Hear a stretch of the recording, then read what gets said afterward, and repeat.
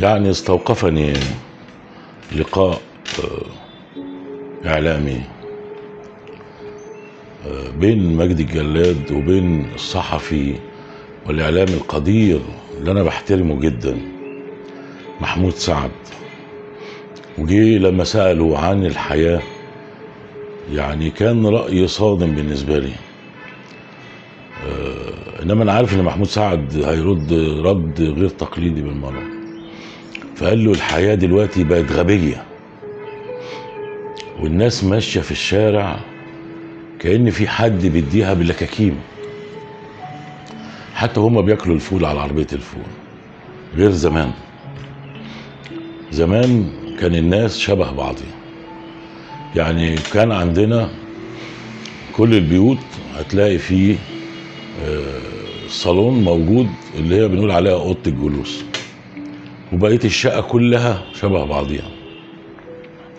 انما دلوقتي تلاقي موظف عنده بيت كويس، يعني فيلا وعربيه، وهو اصلا ابوه مش ساويرس يعني وقال ان يعني ربنا يحميه ساويرس لاهله وعيلته وبفلوسه الله يبارك له يعني. انما ده موظف وعنده عربيه وعنده بيت حلو، يعني احسن من بيتي ده، مع ان بيتي ده كويس يعني كويس قوي.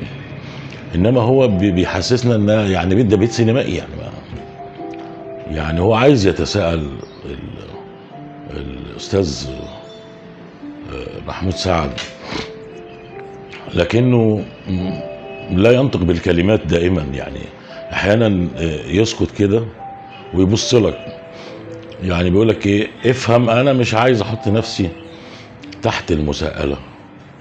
يعني عايز يقول ان لما شاب مثلا زي ابنه او ابنك او ابني يبص تلاقي ده مجرد موظف حكومي اي مكان بياخد كام، يعني يتلاقي مثلا معاه فيلا دوبلكس ومعاه عربيه اخر موديل.